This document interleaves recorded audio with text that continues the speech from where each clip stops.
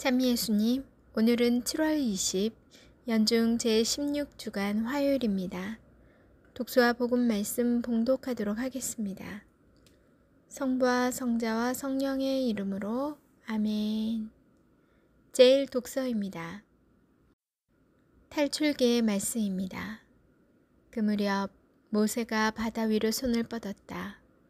주님께서는 밤새도록 거센 쇳바람으로 바닷물을 밀어내시어 바다를 마른 땅으로 만드셨다. 그리하여 바닷물이 갈라지자 이스라엘 자손들이 바다 가운데로 마른 땅을 걸어 들어갔다. 물은 그들 좌우에서 벽이 되어 주었다. 뒤이어 이집트인들이 쫓아왔다. 파라오의 말과 병거와 기병들이 그들을 따라 바다 한가운데로 들어갔다. 새벽녘에 주님께서 불기둥과 구름기둥에서 이집트 군대를 내려다보시고 이집트 군대를 혼란에 빠뜨리셨다. 그리고 그분께서는 이집트 병거들의 바퀴를 움직이지 못하게 하시어 병거를 몰기 어렵게 만드셨다. 그러자 이집트인들이 이스라엘을 피해 달아나자 주님이 그들을 위해서 이집트와 싸우신다 하고 말하였다. 주님께서 모세에게 말씀하셨다. 바다 위로 손을 뻗어 이집트인들과 그들의 병거와 기병들 위로 물이 되돌아오게 하여라.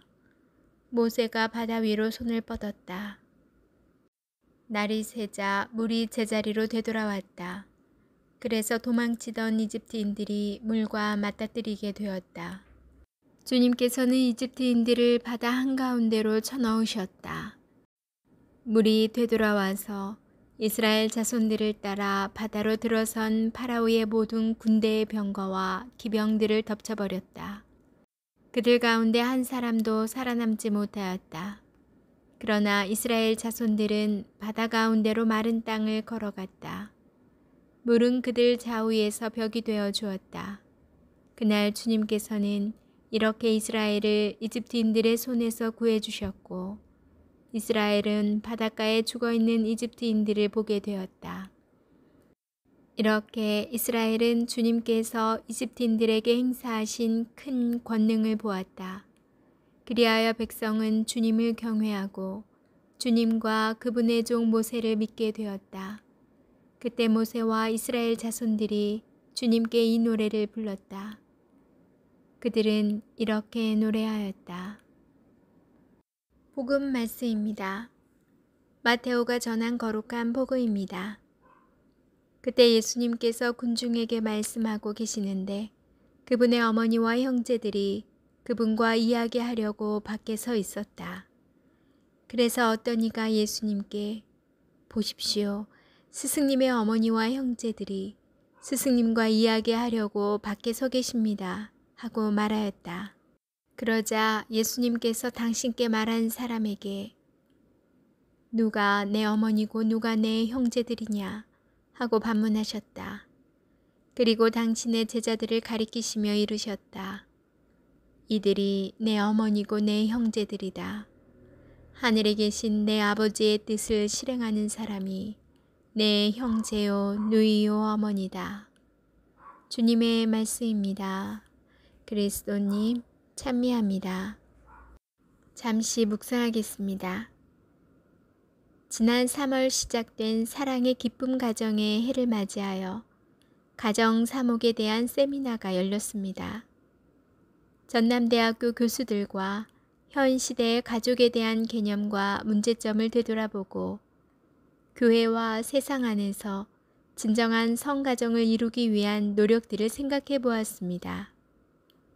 세미나를 준비하면서 읽었던 글이 생각납니다. 가족이란 무엇일까? 라는 문장으로 시작한 그 글은 가족이라는 말에 담긴 이중성을 이야기합니다. 가족이라는 말은 따뜻함과 안정감을 나타내는 단어이기도 하지만 지나친 간섭과 폭력이 당연시되는 단어가 되기도 합니다. 자신의 모든 것을 기꺼이 희생할 수 있는 대상이 되기도 하지만 내 기대와 욕구가 투사되는 소유물로 여겨지기도 합니다. 류도양 교수는 혈연에서 관계로 확장하는 가족의 원리라는 글에서 가족의 패러다임이 혈연에서 관계로 변화하고 있다고 말합니다. 그래서 어쩌면 가정폭력이나 저출산, 이혼 가정과 1인 가구의 증가라는 사회 현상도 나타나게 된 것이 아닐까 생각해 봅니다. 오늘 예수님께서도 새로운 가족에 대하여 이야기하십니다. 어떤 사람이 예수님께 가족들이 찾아왔다고 전합니다. 그는 어쩌면 예수님의 놀라운 능력을 부정하고 그분께서 마귀의 힘을 빌려 기적을 일으킨다는 바리사이와 같이 악의적 의도를 가졌는지도 모릅니다. 그런 그에게 예수님께서는 당신의 새로운 가족을 소개하십니다.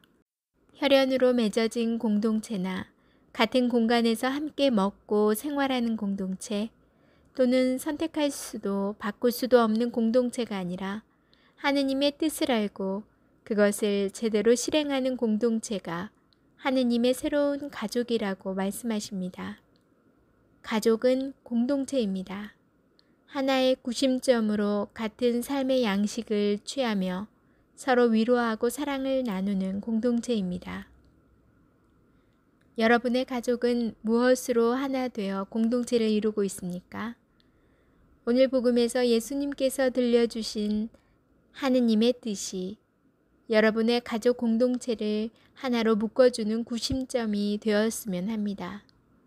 하느님의 뜻은 사랑이며 차별과 질투가 아닌 배려와 나눔입니다.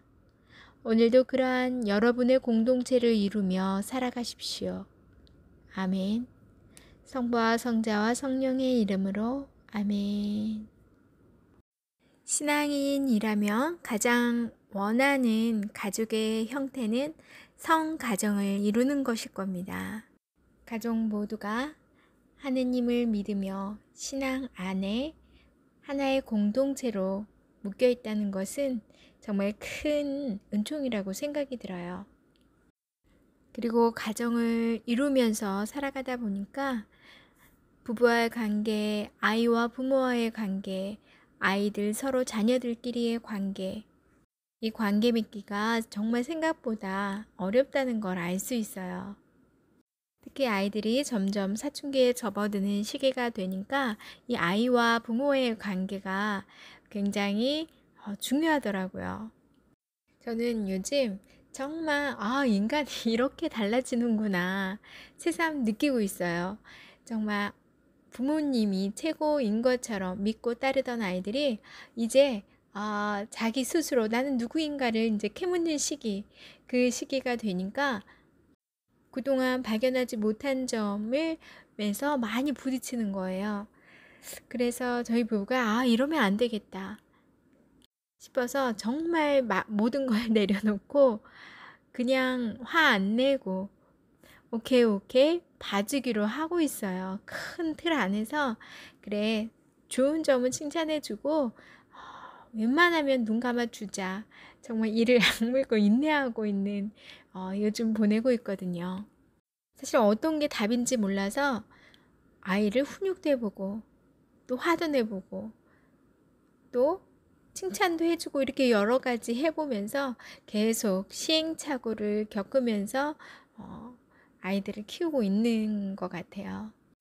저도 기도 중에 하느님께서 주신 선물, 그리고 그 아이들은 내 소유물이 아니라 또 하느님의 또 다른 자녀들이잖아요. 그래서 하느님의 일단 뜻에 맡기고 또 그 아이들을 잠깐 돌볼 수 있는 그 지혜, 잠깐 제가 돌보고 있는 거잖아요.